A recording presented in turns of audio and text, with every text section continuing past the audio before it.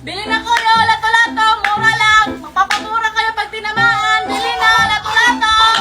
Iya, parang ng bubbles yan. O sige, ito na. Thank you. Hala, yun. May nagbibenta ng lato-lato, di ba sikat yan? Oo nga, no? Kaso, wala tayong perang pangbili. Kaya nga. Ay, may naisip ako. Ano yun? Ito. Kumausap sa tindera, tapos ako yung bahala sa pagkuha. Tapos kung may nakuha na ako, takbo na agad tayo. Ah, sige, sara na.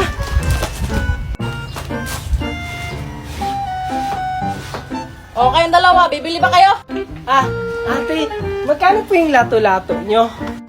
Ay, mura lang yan. 25 pesos lang yan, kaya bumili ka na.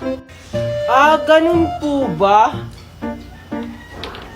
Ah, ate, pwede bang 10 pesos na lang to? Maganda ka naman, te, oh. Tingnan mo, ang ganda-ganda ni ate. Ano ka bang bata ka? Maliit na bagay. Sige, kunin mo na 10 pesos na lang. Ah, sige, te, wait lang. Ay, nakalimutan pala yung pera namin, te. Sige po, balikan na lang po namin. Oo nga. Sige, balik kayo ha. Yung mga bata talaga na yun, mga bolero. Oh, tika, ba't kulang yung lato-lato ko? Mami, kita ko kung sino yung kumuha ng lato-lato nyo. Gusto nyo kunin ko yun? Huwag na anak, ako nang bahala sa kanila. Ano pong gagawin nyo, Mami, sa kanila? Kunin mo anak ang guma sa box. Ah, sige po, Mami.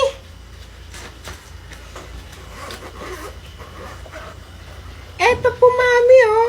Ito na yung panahon para parusahan sila.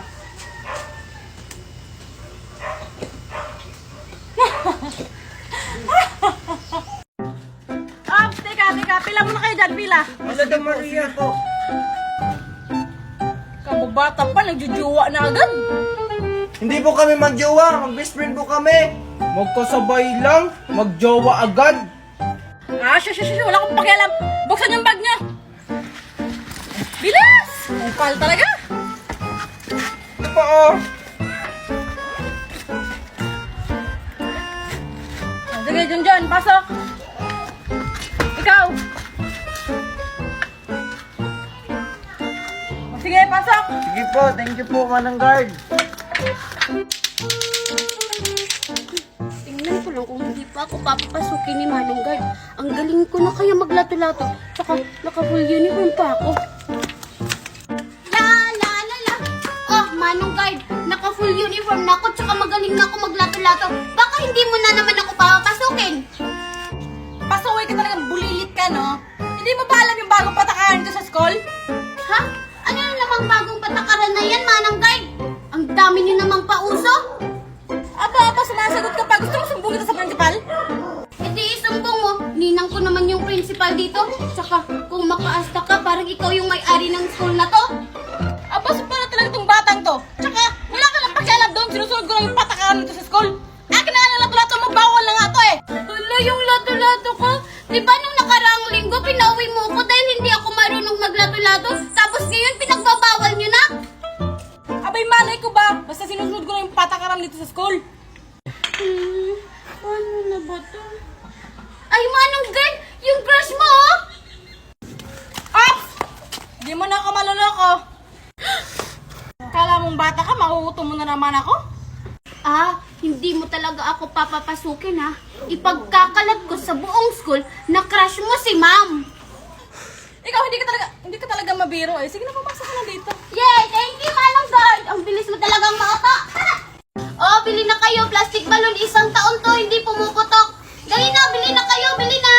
Oh, bili na kayo! Bili na kayo! Plastic balloon, Wala, bili na! may plastic balloon na nagbebenta. Total, 100 pesos naman yung baon ko. Bibili na lang ako. May tira pa naman to para sa recess. Oy, Junjun! Halika dito, bumili ka! Alam ko, marami kang baon. Dali! Opo, kaya nga po ako pumunta dito kasi bibili po ako ng plastic balloon. Magkano po isa niyan? Ay, mura lang to, Junjun. 100 yung isa. Ha? 100 ang isa? Ang mahal naman ng plastic balloon nyo. 3 pesos lang naman yan eh. 100 na nga lang yung baon ko eh. Hindi mo ba alam, Junjun, na itong plastic balloon na binibenta ko ay gawa sa Orocan plastic. Isang taon to bago pumutok. Eh yung 3 pesos na sinasabi mong plastic balloon, pumuputok agad yun. Talaga lang ha, 1 taon bago pumutok yan. O sige, bili ako ng isa, yung kulay green. Magtitiis na lang ako sa school na hindi kumain sa recess. Salamat, nakabenta na rin ako. Oh, ito po yung bayad ko. Siguraduhin mong 1 taon bago pumutok to ha. Sige nga, papalubuhin ko to kung 1 taon bago pumutok.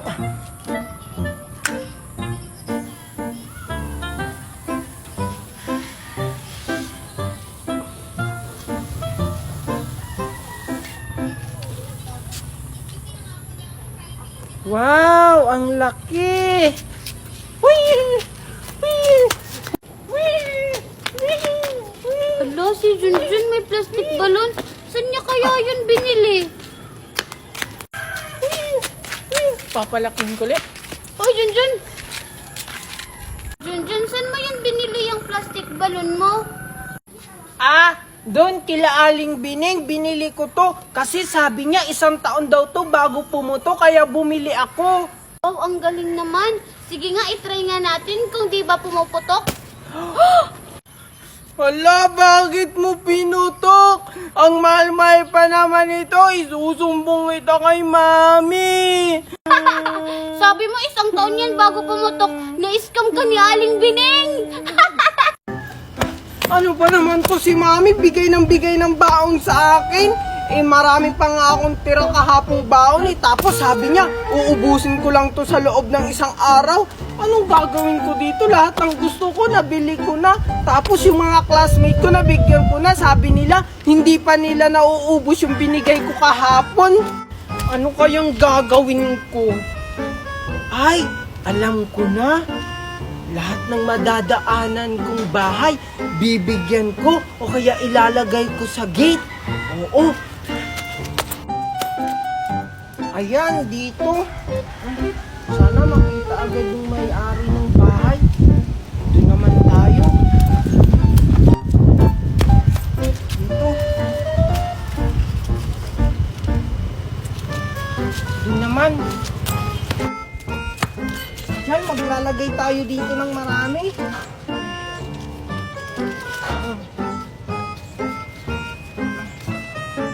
Mabilis makita. La, la, la.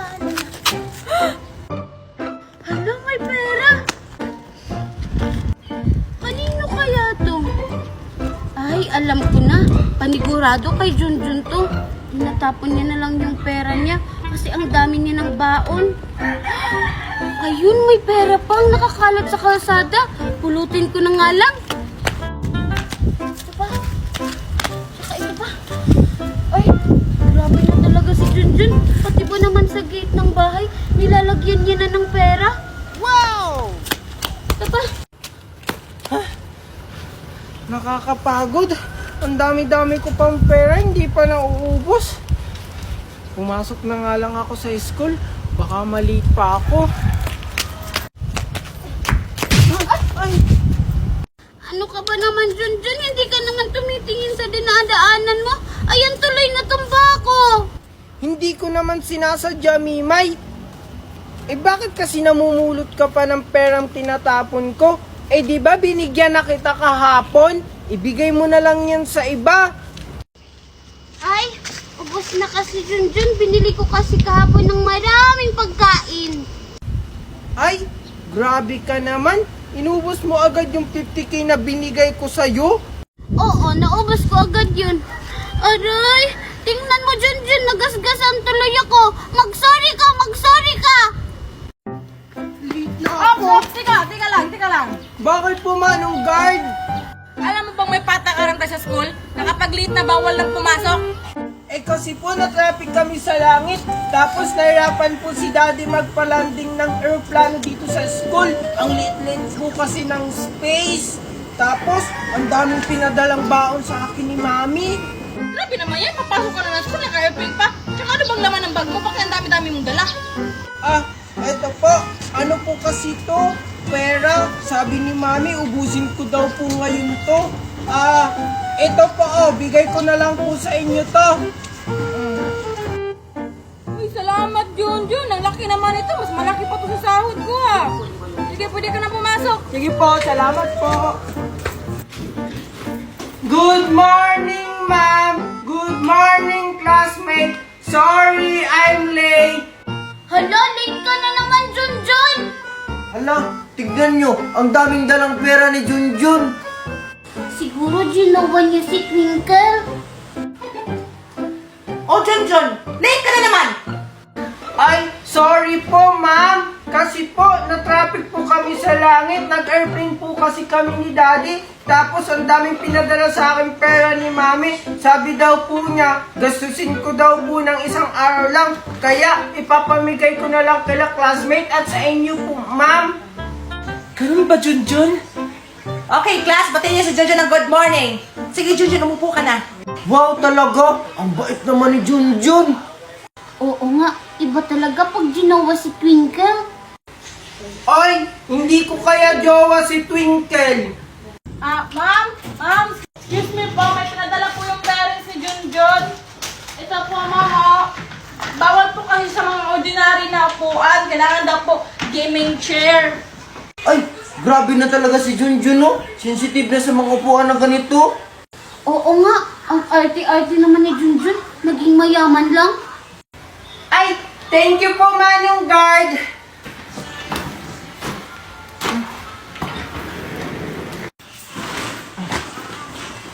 Junjun, libre mo ko mamaya, ha? Ay, naku, ano pa naman to si Mami? Malapit na yung graduation, pero hanggang ngayon, 20 lang yung baon ko. Ay, ayun, may tindahan. Bibilihan muna ako bago ako pumasok sa school. Tao po, pabili po. Ano yan? Isa po nito tsaka ito. O sige, kumuha kami dyan. Sige po. Ito po yung bayad ko. Yan. Oh, bakit hindi ka pa umalis? Yung sukli ko po. Ha? Dalawa yung binili mo. 10 pesos ang isa niyan. O, subalit 20 pesos. Ha? Umalis ka na, umalis ka na. Ayan. Ang mahal naman ng tinda doon. Mabuhay ko na nga lang ito.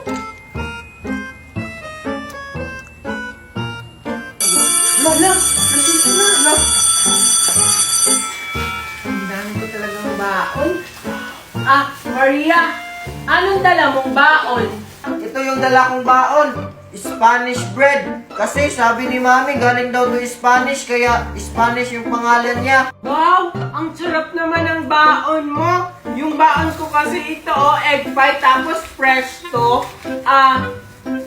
Mimay, bakit hindi ka pa naglalabas ng baon mo? Anong dala mong baon? Mamaya na lang ako kakain kasi busog pa naman ako. Weh, nakita nga kita kanina, ang dami mong biniling pagkain. Siguro kinain mo na sa daan, no? Tapos pagdating dito, manghihingi ka lang sa amin ni Junjun. Sakala mo siguro bibigyan ka namin. Hindi. Sige, Junjun, kain na nga tayo. Sige. Oo nga, uubusin niya yung baon niya sa daan. Tapos pagdating dito sa school, wala na siyang makain. Tapos manghihingi lang sa amin ni Maria. Hindi naman. Junjun tsaka Maria, madami naman kayong pagkain. Pahingi naman ako. Yan na nga yung sinasabi ko. Bahala ka dyan, hindi ka namin bibigyan. Ayaw mo akong bigyan, ha? Hala, hinaga mo yung pagkain